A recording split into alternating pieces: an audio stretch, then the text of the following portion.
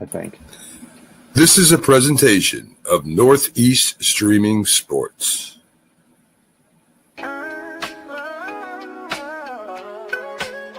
Yeah, yo, it's game time, ain't no messing around. Huddle Sports Network, the best in town. From NFL rumors to the latest trends, we got all your sports, just tune in, my friends. Catch us on Roku, Fire Stick, take your pick. Facebook, YouTube, where the action's slick. Daily shows that drop like a bomb. From 10 to 11, it's Ken and Ken, stay calm. Huddle up, catch the vibe, feel the rush. Get your news, get your fills in the clutch. Over 27 podcasts, we breaking it down. Join the team, Huddle Sports, wear the crown. Live every weekday, it's how we roll. Lions Talk with Jeremy B, we taking a stroll. From 11 to 12, don't miss a beat. We break down the game, make the info sweet. The Daily Huddle Podcast, noon to 1. CST Zone, we're just having fun. Toss your doubts, we bring the facts. Tune into the...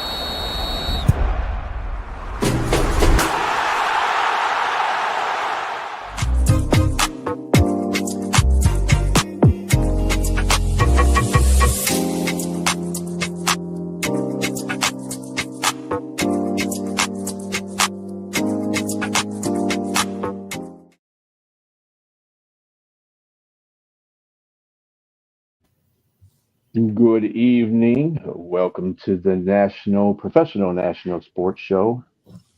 I am your host, Brian B. Sterling Arndt. I have with me James Martin, Jay Train, Bo Crouch, Mike Tipton, and Keith Engel. How are you gentlemen doing today? We're doing good. All right. How about you? Great. Just dealing with our humidity. It's not really hot outside, but it's just humid, you know? Humid. It's not the heat, it's the humidity. It's the humidity that gets you. That's correct. Of course, I'm not dealing with 106-degree temperatures, are we, Tim?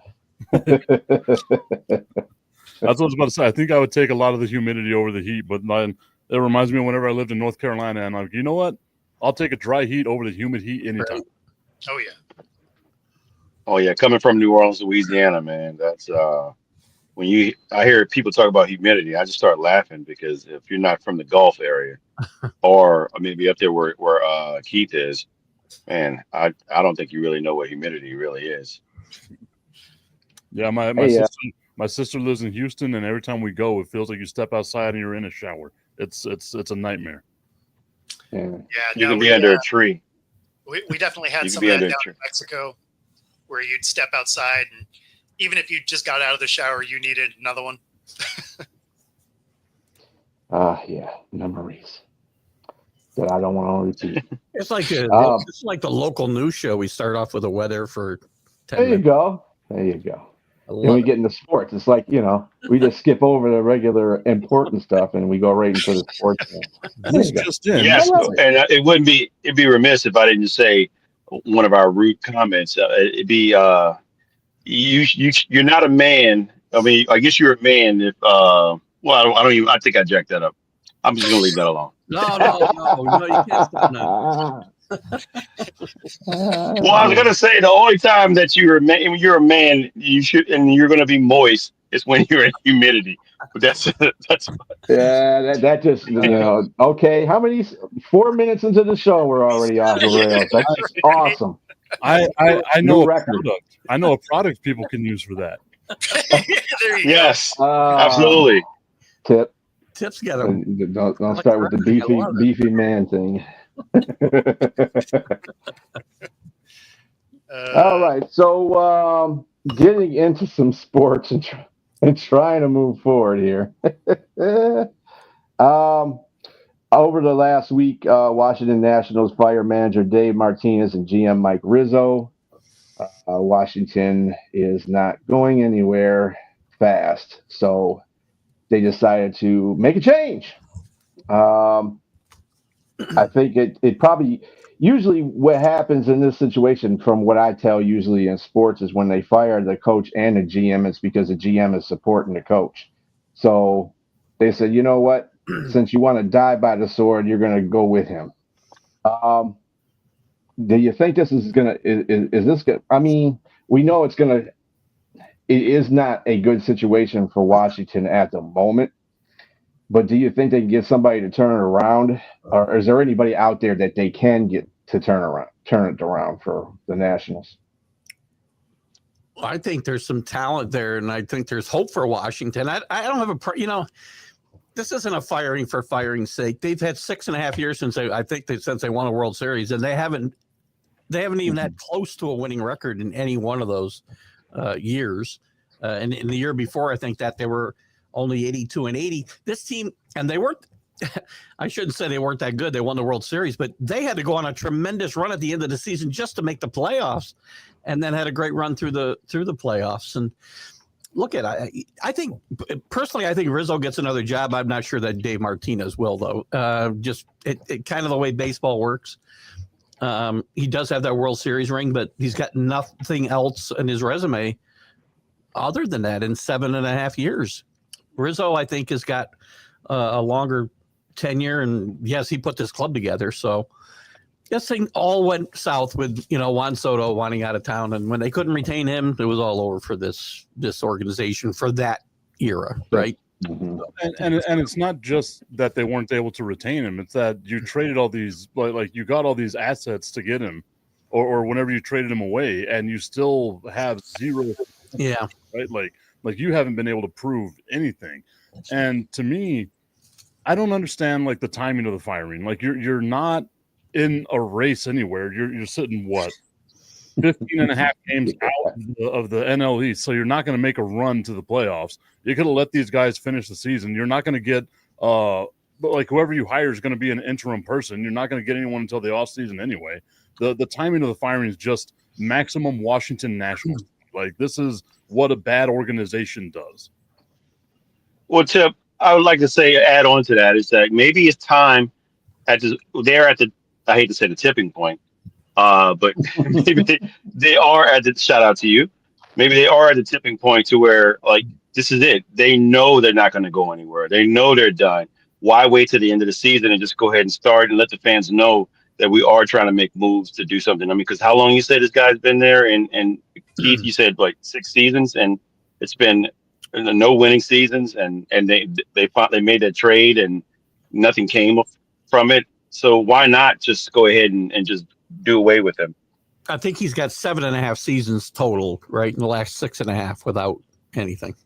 So. I mean, some of it could also be to show your players, like, hey, you're not going to have to endure this going forward, in the hopes of keeping morale high enough to have some of those people want to come back next year. Right. That could be part of it.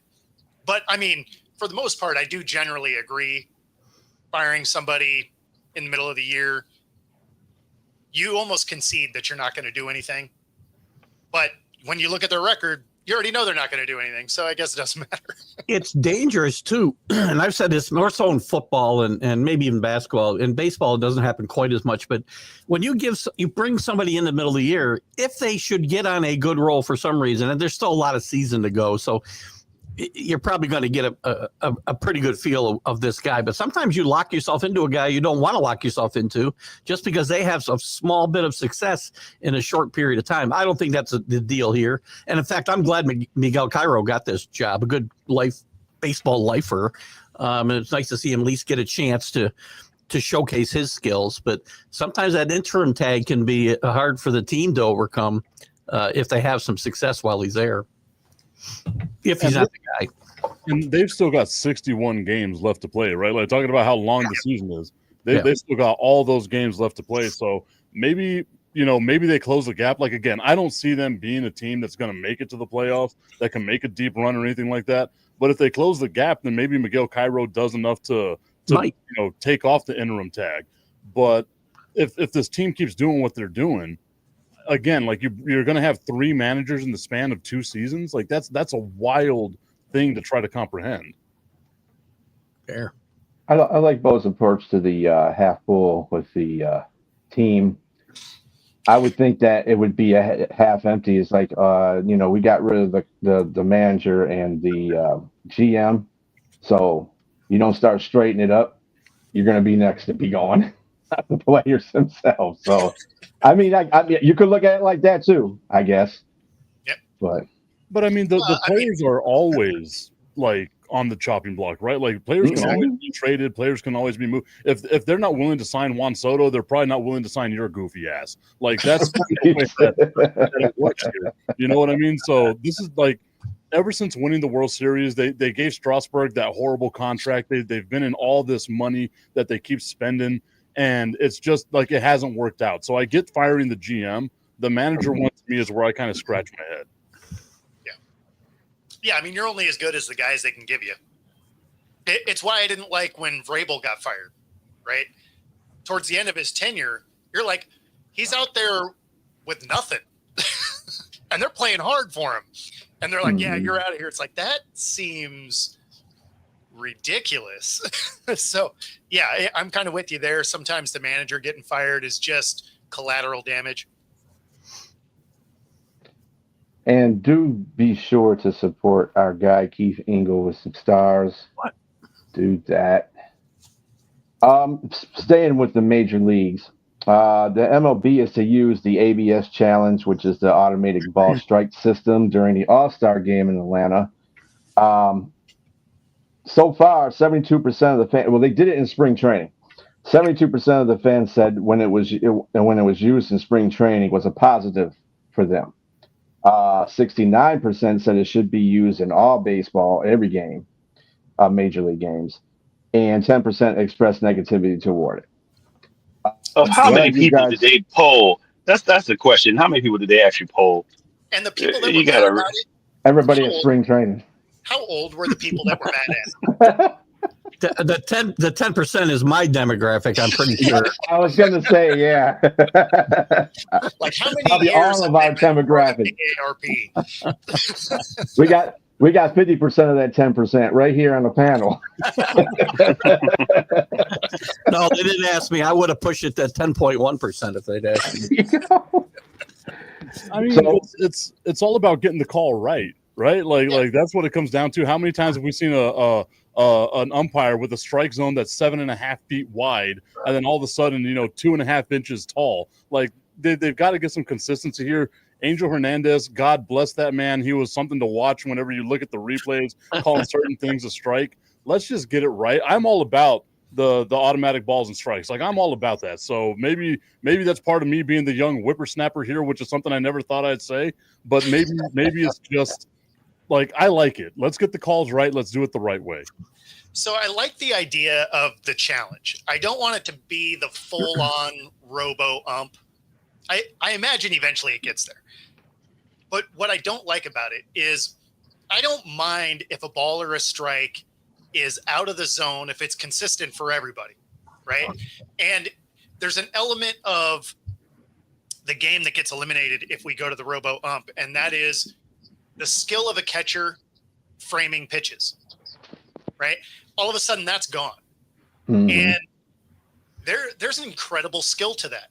And it's a strategic thing. And, there's some history behind it. So I would hate to see it go away.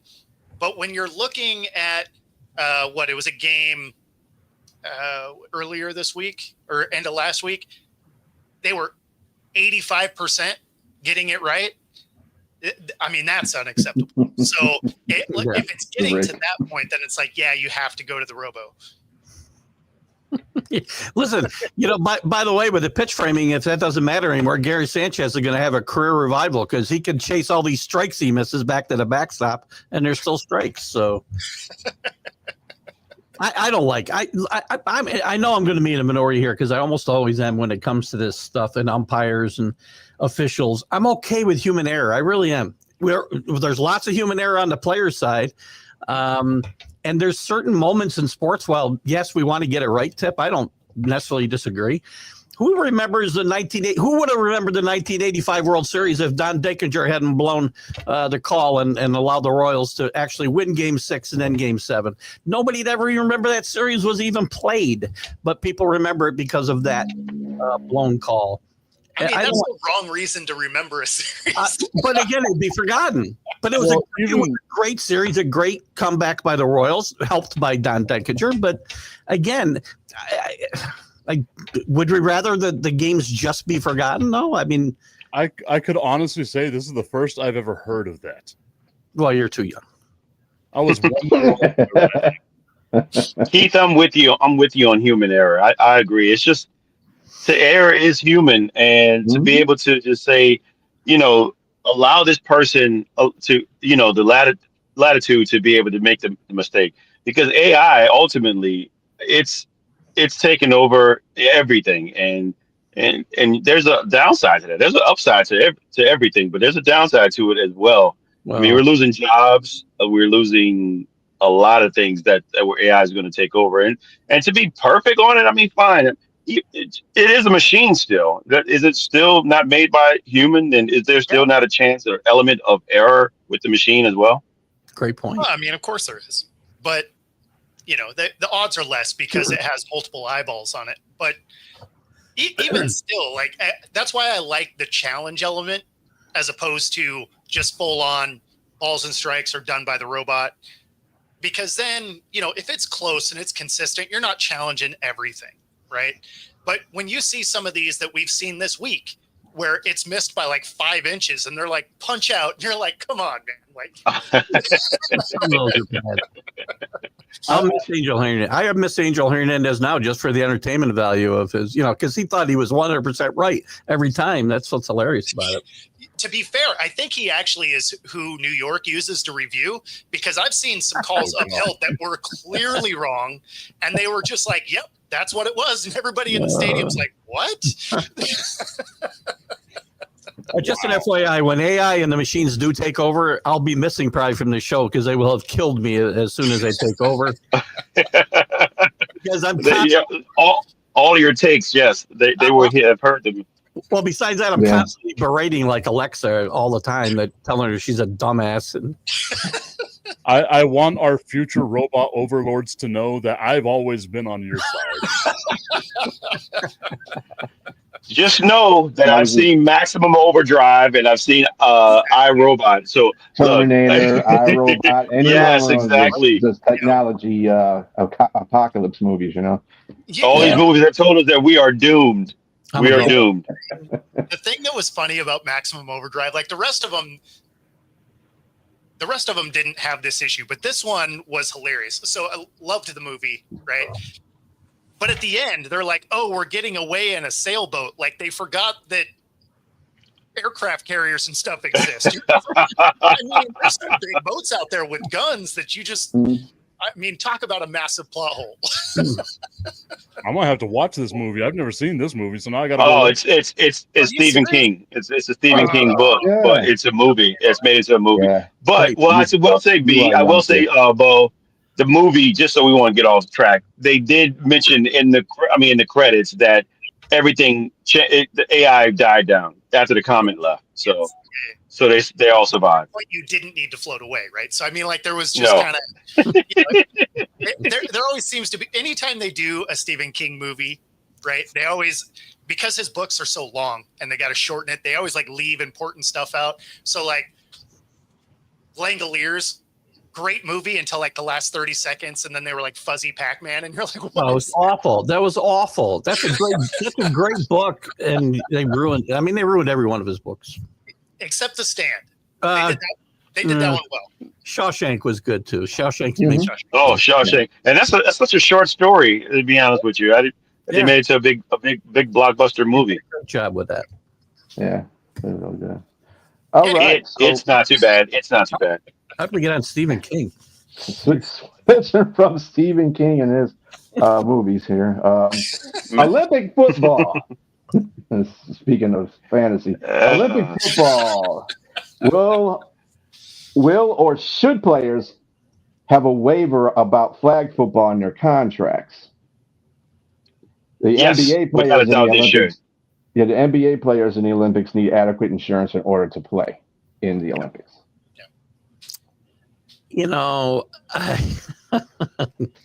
They should have a pansy waiver. Yeah, do we have flag football in the waiver in the Olympics? I mean, why are we playing flag football in the Olympics? Why? That's the question.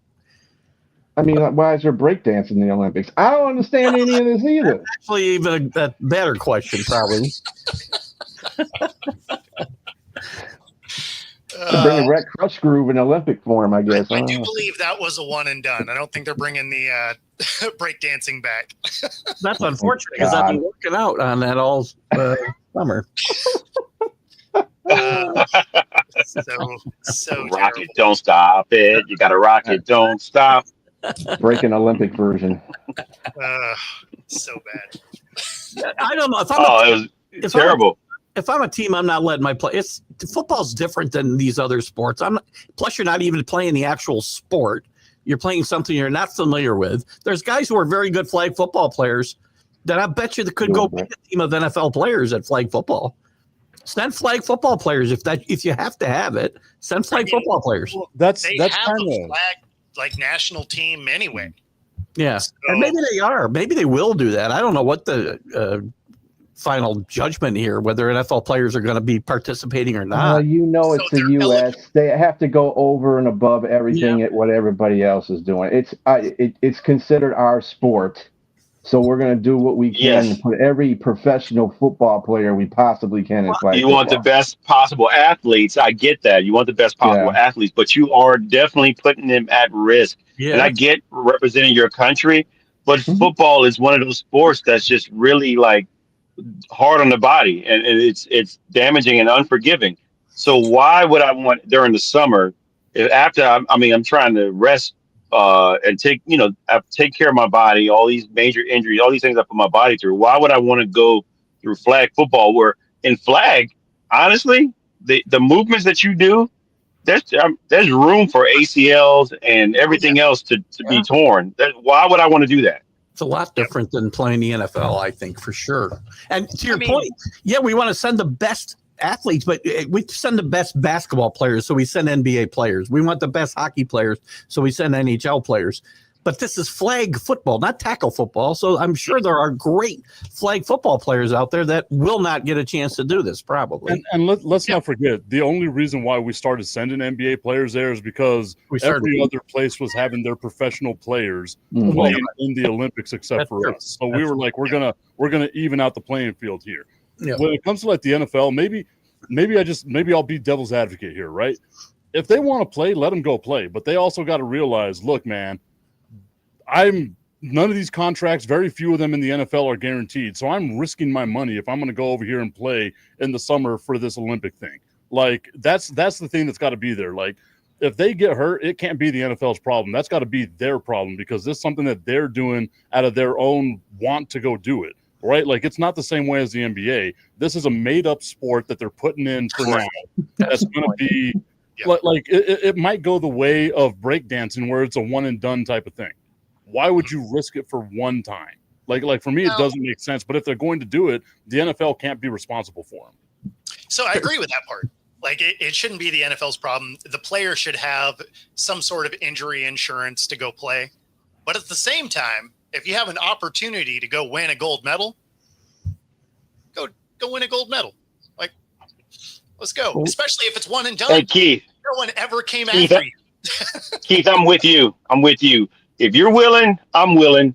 Let's go get our bandanas, our all-star shoes, and our big parachute pants, and we can go bring back the breakdancing and go straight to the Olympics, man. Absolutely. I'm ready. Let's get it. You spin on your head, and I'll do a windmill, and we got it. You're going to bring the music. I've been breakdancing to Neil Diamond. I don't think it's really working out. I think you got to step into the kid and play, like tapping the ankles and. Yes. They ain't gonna hurt nobody. Well, you know what would probably sting the. I don't know if it'll sting the betting industry in Vegas because think about it. You have players that are going to be going, professional players of the NFL are going to play flag football. I wonder what the Super Bowl odds would be for these teams that they're on if they go play. If there's a chance of injury, a really good chance of injury, that could kill their Super Bowl, and that, Absolutely. Vegas have a field day with that. Yeah, preliminary odds would be some of those people that throw some early money down. That could definitely hurt. That could definitely hurt. Where is Matt, breaking to Electric Boogaloo. There you go. If you were looking, if you want to know if you can see it, it's on Tubi. Shout out to Tubi. Give us some money here. I'm giving you a shout out. But it's definitely on Tubi. You know what? The more we've spoken about this, the more I've changed my mind on this. Like, where's your patriotism at? I want to see Patrick Mahomes out there throwing it to Justin Jefferson and Micah Parsons going after the quarterback for some third world country that's never played football before. I want to see this. The Jordan domination of the Dream Team, I need that in my veins right now. It's funny that you mentioned Patrick Mahomes. He's definitely the one that said he would not do it. Right. He said he wouldn't do it. Then we bring in Joe Burrow.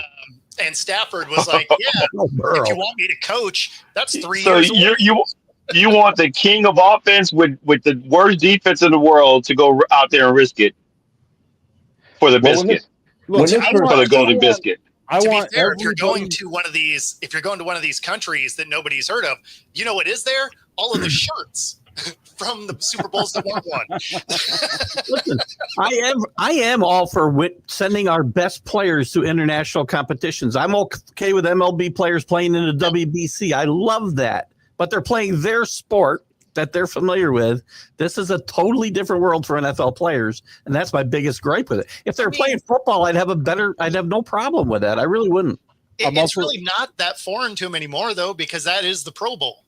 Well, yeah. I'm also talking. That same response. I have no argument for that. I'm also talking. And I'm sorry. Go ahead. I'm also talking all this nonsense with me having a big old scar on my knee from rupturing my ACL playing flag football in the Air Force. So, well, there you go. Take my word for whatever. Look at that. Live and learn. And it's funny you brought the Pro Bowl up. How are the ratings with that now? I mean, like one of the worst things. Yeah, exactly.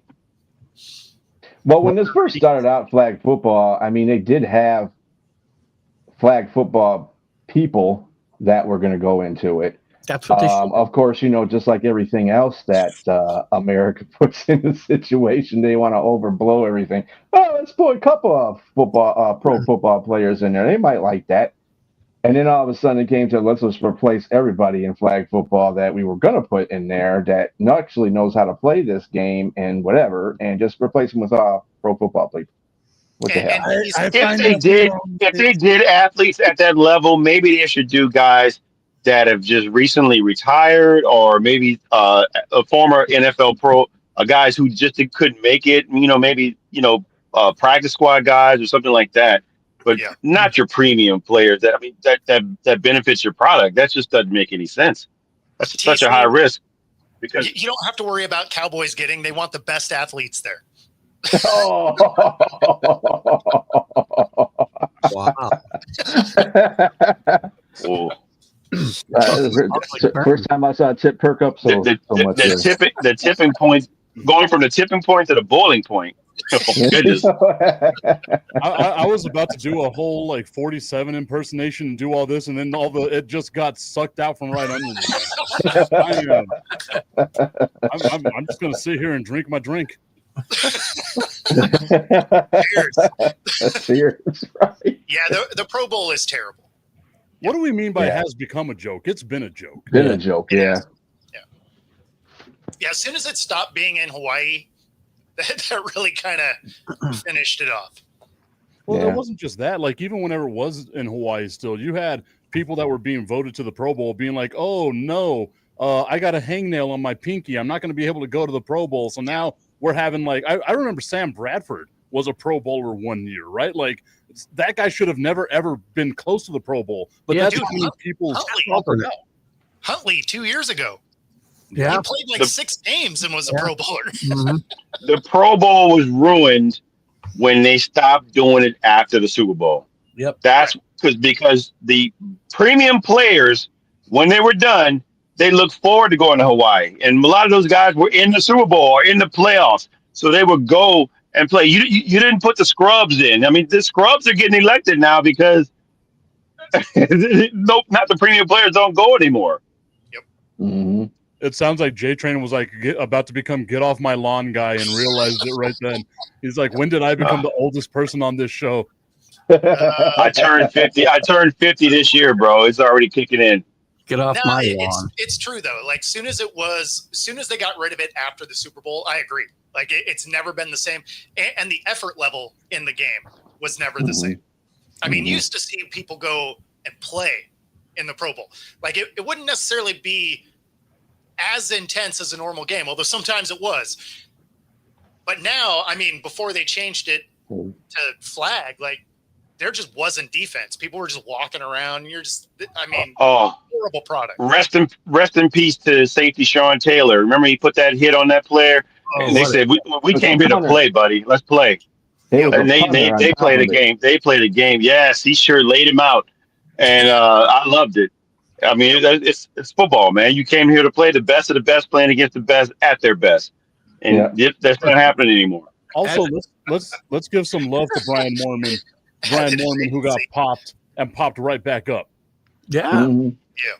Listen, as a guy who did chase two guys off his lawn before he came in the studio, everything was better in the 70s. I'm telling you right now. Keith would go back to leather. Yeah, Keith. There's a such thing as balance here. I mean, those guys are missing teeth and just can't talk anymore. Some of them. They played football. Yes, they sure did. They don't know now they play football, unfortunately, but they did. Keith wants the Pro Bowl to be in Canada. Screw this warm weather stuff. It's got to be football weather. That's right. In Saskatchewan in February, that'd be perfect. But you got to think it's interesting how other countries are going to prevail in this flag football situation. I mean, teams, countries like the United States and Canada, they already have like established football leagues.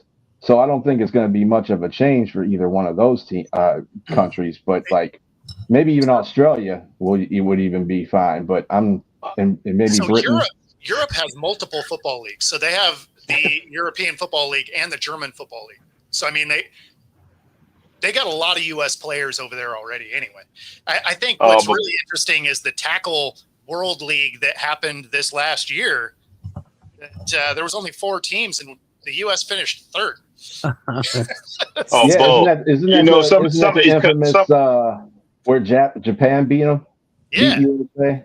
I mean, some of these countries are gonna. Some of these countries are gonna have guys like the replacements, where the guy standing on the sideline drinking a beer and smoking a cigarette, and then get out there and play.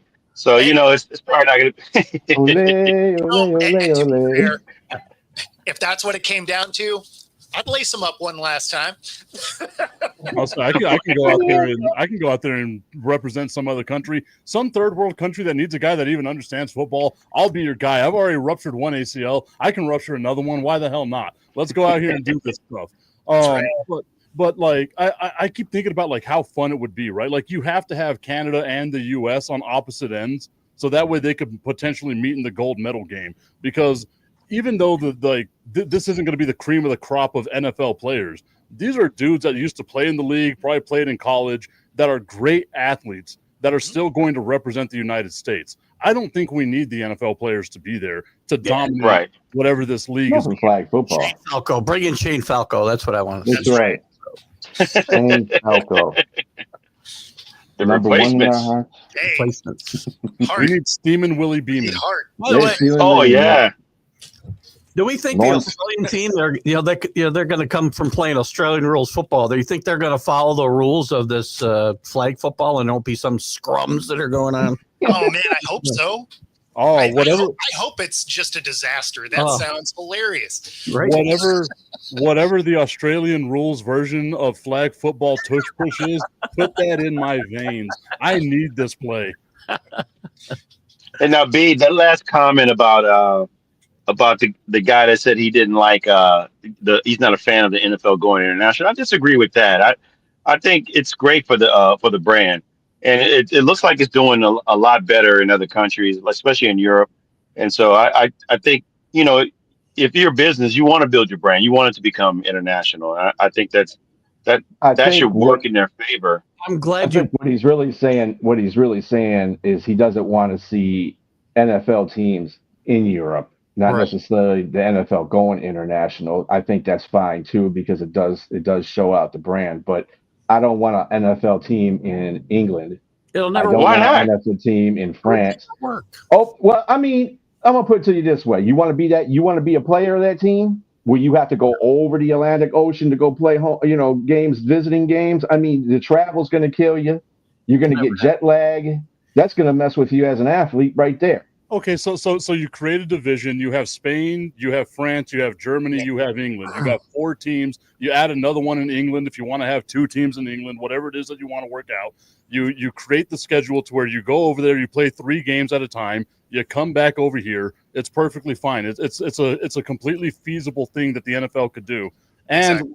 like, let's face it, whenever the NFL goes international, and I know this because I went down to Mexico City for a Monday Night Football game a couple of years ago. Right. It's not to try to get the fans of Mexico City to go out to the games. It's a show that our fans are going to travel no matter what. And NFL fans from Denver, from all over, went out there all the time. Well, and it's sold out. Oh, yeah. Mexico City sold out in like an hour. So I mean, it's pretty amazing. Like their ability to fill those stadiums is impressive. At some point, Europe gets a team. I mean, they already play 6 games in London, and most of the time, the Jags are 2 of them. So, Yeah. No, B, You're going to have a hard I'm time sorry. with the best players to play in London or play on those teams because of the travel, because of the monetary differences. There's going to be so many reasons that the top players aren't going to want to play in those markets. It's great. Well, this is the other idea I have. Jerseys, that's all they care about. If you want to really have an international football league, okay, you make the IFL, and then have the NFL, which is all northern and southern hemisphere of that side. Then you got all Europe. So you have a WFL basically, or an EFL, Europe Football League, and then the NFL, and then and they're all in a group of the International Football League. So whoever wins the Super Bowl, the WF or the EFL, then they'll play the winner of the Super Bowl of the NFL. well, the Sounds quality familiar. of players over there would have to get significantly better because if y'all remember, the World League was hot trash. Well, if they're doing the same, if there's the same thing that's going on with the NFL, it's going on with the EFL. I'm just saying, making it that. Just for or just have a minor league and bring back the NFL Europe players can again. go live over in Europe. Professional players that played in the NFL can go over to Europe and start off on teams over there, and then it just can progress. When you get drafted, like if they have college, their colleges, they get drafted for football over there. Obviously they're going to have some kind of better understanding of U.S. Football or NFL football. You just send some coaches over there, send some representatives over there from the NFL, get these people involved. If that's what you really want to do, is effectively brand both continents. I would say that would be the way to do it. So they do kind of do that. So with the ELF and the German Football League, both of those actually do have quite a few former NFL coaches that go do work with them. I know the Monarchs, Gruden did work with them for a couple of years in a row. So, I mean, they have brought that further along than you'd think. We never hear about it over here because, time difference and the broadcasts are in German, but but they are doing a lot on that front. So they're not as far away as you would think. It is sort of that low level pro type feel to it. So, I mean, you wouldn't be putting them against NFL teams, but yeah, it's they are using NFL rules for the most part. So, I mean, there's a lot of similarities there. So it's coming. It's coming. Like the NFL is very smart in the way they're branding and expanding because they do have somewhat of a market saturation in our country. So if they want to continue to grow and print money like they do below every stadium, then they got to expand. And you got to realize, like, we've been doing these London games for almost 20 years now, right? So like they've been over there putting their imprint. They're starting to do Germany, Spain, France, Brazil, South America. Like the NFL has been doing enough in these areas to kind of show this is what the product is. We're showing you what American football is, right? I would think that they probably understand more about American football over there than we understand about soccer here. Like I would venture to put that out there, because we're even though it's the Jacksonville Jaguars, right? And they're not the best team possible, that's still the best players possible that you could put out there. The NFL is doing a good job in promoting NFL in Europe. And like I agree with Bo. I think it's just a matter of time before, like, I don't think it's one team. I think there's going to be 5 expansion teams. It's going to be in major cities like Madrid, Paris, and London. And those are places to argue against what Keith said. I assure you, any of the young players right now would love to live in London as opposed to Jacksonville or Green Bay. There's 3 teams in another country in California right now, and I don't think guys want to play out there, for crying out loud. Well, no, they don't want to play in California, because if they're bad, there's a lot of other stuff to do. That's why nobody watches. And it's expensive, and their taxes are unreal. That would be similar to London, though. Like, Well, going 3 teams in a different country now. going from the international football to college, Mr. Deion Sanders says college football needs a salary cap. I think it needs a little bit more than the salary cap. Theoretically, they have one, but it's they have one. bullshit. Sorry about that. BS. God damn it. It's comical that they say there's a $20 million salary cap now. These teams are not going to stick by this. Texas Tech has already got $55 million committed to their roster this year, right? Tip, am I right or wrong? It depends on who's asking. Well, yeah, the number I keep hearing, body, we're right underneath. the number I keep hearing is $55 million. Next year, when the House settlement goes into place, it's supposed to be $20 million. And do you think they're going to cut that in half? I don't think so. Well, this is the thing. Even whenever the number was 0, we knew the number wasn't 0. So all you're doing is giving them more ammo to say, look, we can go 20 million, but you're going to cut more of these deals. And we're going to go right back under the table. Yeah, I kind of agree with that way better than what we've done in the wild west of the NIL right now, right? Like, where it's just we have no clue what's happening right now. Let's just keep these deals under the table, like the nice, ugly way it was. It doesn't need to be in front of everybody now. Now we can say there's $20 million we spent, and 90% of it has to go to football and basketball. We know it's going to be 100%. We know it's going to be more than $20 million. Why do we even care about any of these sanctions? Let's just let them do what the hell they've done for the last 100 years, pay people under the table, and give me the best damn product I can get. I think the NIL deal that's the craziest right now is the fact that you have high school kids, they're getting commitment NIL, which is done by a committee instead of the actual NIL. They didn't disguise the name at all, so they don't care, obviously. But they're giving them up to $250,000 a year for the commitment. Like that. Well, that's it. You just say, "Hey, I'm going to go to your school." And as long as you fulfill that commitment, you get to keep all that money. Like, that is insane. I would have been a better student. I'm not going to lie. Well, I don't know if y'all heard about the thing that happened. I want to say it was like 2 or 3 weeks ago with Fernando Tatis and the group that gave him money while he was in minor league baseball. They gave him $200,000. He's like, I don't want to pay you this money back because I already paid you this much. Why should I pay you 10% of every contract I get in the future? I feel like that's what's going to wind up happening to these high school kids. And it's got to be stopped somewhere. Like there's got to be, we can't just be like, oh, this is fun and games. It's got to stop somewhere. And I feel like whenever you get into the high school level, that's where you're starting to corrupt it a lot. These kids are going to sign any contract they possibly can because you don't know what the situation is like at home for a lot of these kids, right? $200,000 is life-changing money for them at that moment. What's the contract going to look like at that level? I assure you it's going to screw that kid over for a lifetime. Like, we've got to find a way to block those deals from happening. So you've already seen this, though. Like, this isn't something new. These contracts before were child actors, right? Yeah. And their parents controlled the money that came in. So this isn't a new thing. It's new for athletes. But I mean, kids have been having these contracts for decades. So, and you're not wrong. Like think of most child actors. They're generally kind of messed up, right? So, some of them come out okay, but like a bunch of them have like weird dynamics where their parents took their money. And I mean, because if the situation is that at home, it's not just that way for the kid, it's that for everybody, right? So everybody's looking for that come up. So yeah, I mean, there's a distinct issue with that coming together, but I mean, it's not a new thing.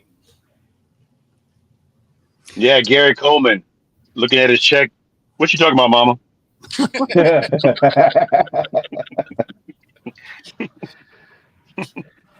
You can't, it's the money's one thing, but when you tie it together with the unlimited ability to transfer whenever you want, that's when things really spiral out of control. That's what should be. Yeah, that's what we should be talking about. And by the way, if you're going to give these kids a commitment for, again, the offensive lineman, I hear everything from 1.7 to 5.5 million or something tip at Texas Tech.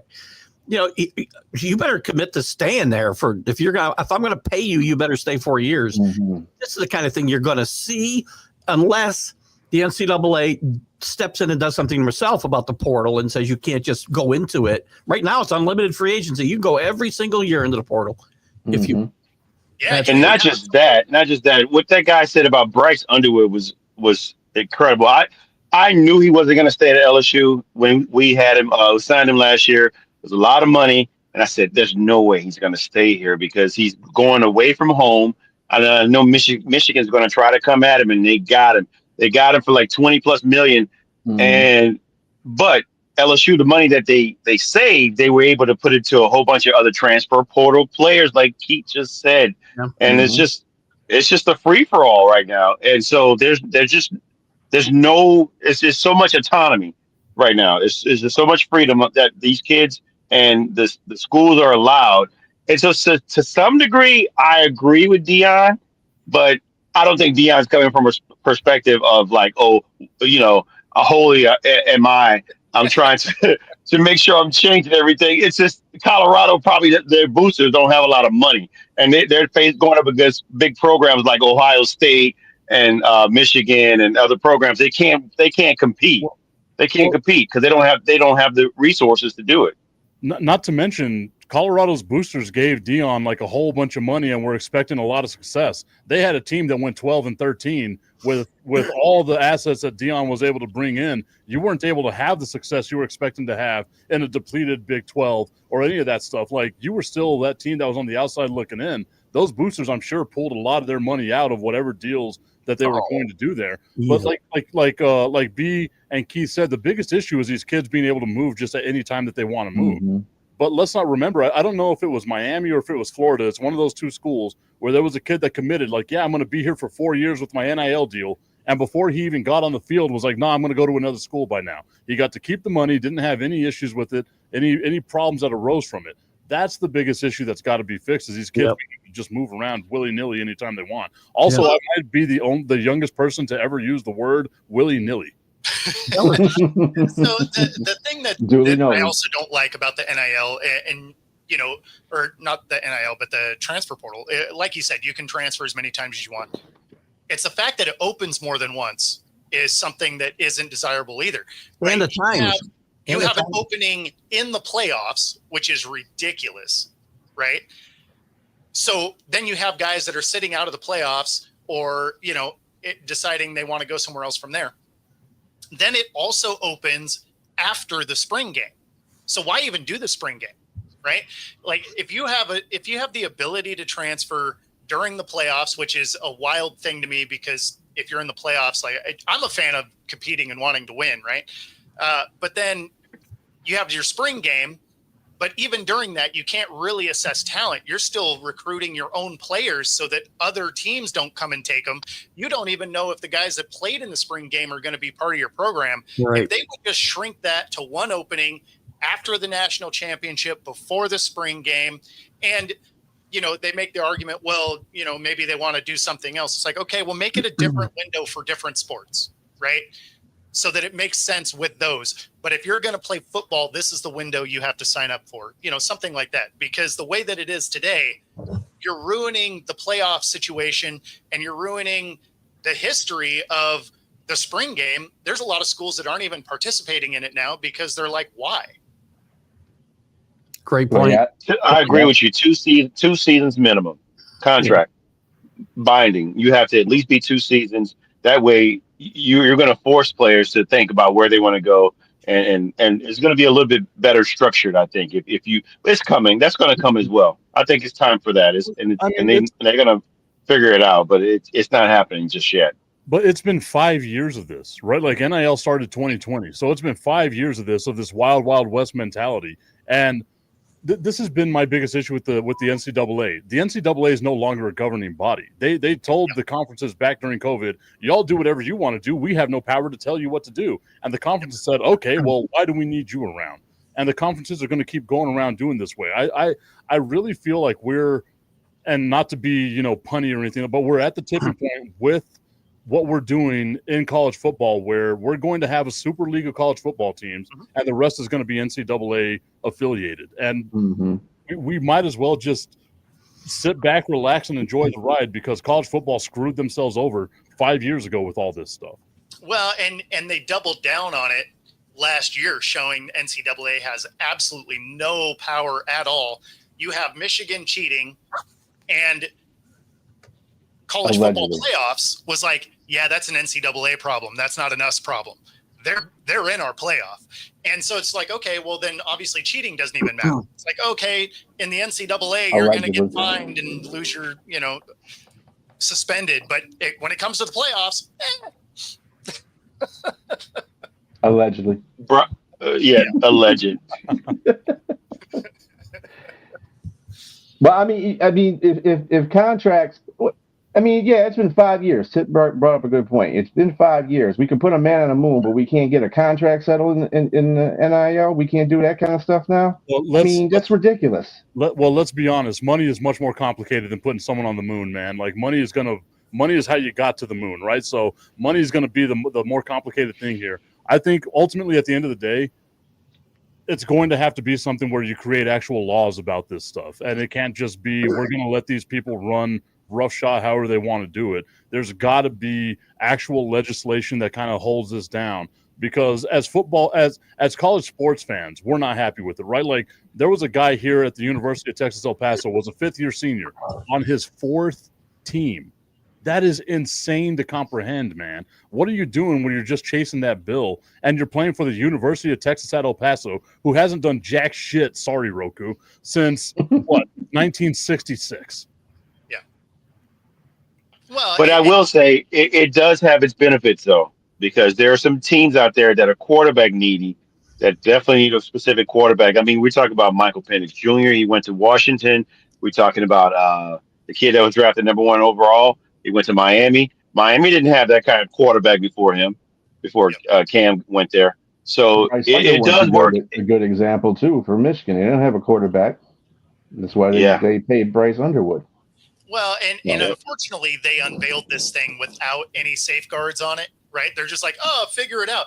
And they're going to run into the same problem that, Major League Baseball is looking down the barrel of a strike, because now baseball finally wants to have a salary cap, and the players are like, no, we want to be able to charge as much as we ever want to charge. And unfortunately, the NCAA set themselves up for that same path. Like, why would kids be like, no, I want to have a salary cap? Because a lot of those kids aren't going to make the next level. So the one thing that I think protects the NCAA, the one thing that I think will protect them is the fact that there's not a union right now, right? Like you don't have a college football players union. Why would you want to be in one? Eventually there's going to be one, I feel like, though. If you're the top players, would you join that union? And I think it'd be nuts if you entered into a collective bargaining agreement in today's Wild Wild West. You're nuts to go that direction. Well, no, that's my point. That's my point, is they didn't roll out with that. Now they're trying to salvage this after the fact, and it's not going to work. Had they come out with it beforehand, that would have worked really well. But if you're some of the people making the big money, Absolutely not. You're not signing No. up for that. Why would you limit your own earning potential? No way. NCAA would love to see them unionized today, probably. No doubt. And I by the mean- way, am I the only guy here who thinks, and this is what the NCAA wants, they do want Congress to step in and they want them to give them a roadmap. Am I the only guy who think that's a horrendous idea to let those people make decisions for college universities? Look, I think we can make tremendous plans. I set you up there to. There you go. I mean, I have concepts of a plan. A big, beautiful A plan. big, beautiful bill, number 2, part that's 2. Listen, worry about the other end of 1600 Pennsylvania Avenue, because those are the guys lining their pockets, and they're the guys who will line their pockets if this goes in front of them too, by the way. Also, I think this would be a good I time to agree. announce. I agree, Keith.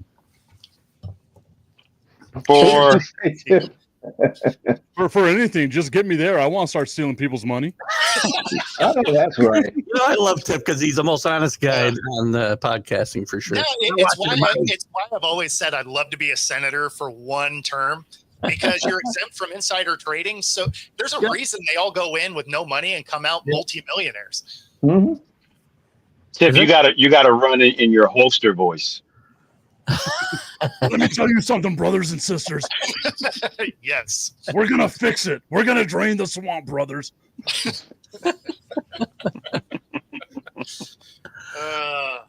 And speaking of, and just real quick, speaking of the union, the Which NFL one? and the NFL and the senior leaders of the NFL Players Association struck an unusual, confidentially agreement. Confidentially, never mind. You know what I'm saying. Thank you. Somebody can speak for me. I'm the puck. Okay. Agreement that hid the details of the arbitration decision from players, including a finding the league executives have urged team owners to reduce guaranteed player compensation. That's from multiple sources from ESPN. Shocking. So, Shocking. shocking. In sports, that's shocking. Collusion. But they agreed on this? They agreed upon this? Yes. That's the shocking part, actually, that the Players Without Association anybody else's knowledge. It's like the NFL Players Association must be like Eddie Murphy said, he can do a Jedi mind trick on Mr. T. That's what it feels like. They all just got Jedi mind tricks and just agreed to whatever they say. We will agree upon, Lord. Yes, I will agree upon. Like, what the hell? Are y'all guys falling to the stupid stereotypes? What's going on? That don't even make any sense. It is nuts. This would never happen to Major League Baseball Players Association. I can tell you they'd have been in court in a second.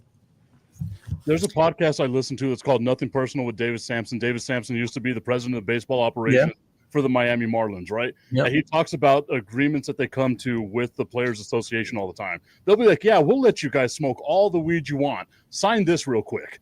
And that's what it feels like happening right now.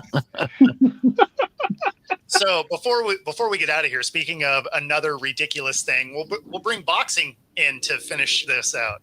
Oh, no. Jake Paul Oh. gets Stop. Okay, we gotta go. gets ranked WBA, right?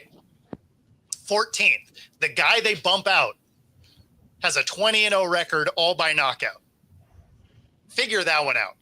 Put them in the ring together. I want them in the ring together. Let's get a real boxer, a 20-0 with a record of 20-0 with 20 knockouts. Let's put him in there with Jake Paul, and let's see what happens. You're ranked. You want to be up there and fight for a title? Now's the chance. Yeah, and that's Unfortunately, that's all about ratings and branding. Yeah. That guy, he's pulling in the money, man. And I mean, I'm not gonna knock him or hate him for that. You get it how you live. You understand the game. You go out and do it, but he is just bad for sports. I mean, particularly boxing. It's just bad, but not for their money. It's not bad for their money. If that's what's getting them paid, I guess. I mean, the fact that they are moving an actual boxer out of his ranking is ridiculous. So that being said, now that he's finally ranked WBA, how about we get him to fight an actual boxer so we can see him get dropped? That's He just beat within his age group. He just Yeah, beat a real boxer who's also a Mexican cartel member. So that's Yeah, but Julio Cesar Chavez Jr.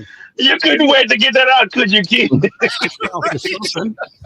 But Julio Cesar Chavez Jr. has had issues all the time, man. Like, he never makes weight. He's bad. So He's like got more issues now, I can tell you. yeah, a lot more issues. Well, gentlemen, this show has come to a conclusion. Oh man. I think it came Brings to a tear to conclusion my as eye. soon as Jake Paul mentioned. But anyway, nice information, though. It's been a good show. We'll see you, gentlemen, next Wednesday at 6 o'clock p.m. Eastern Standard Time. Everybody have a great evening.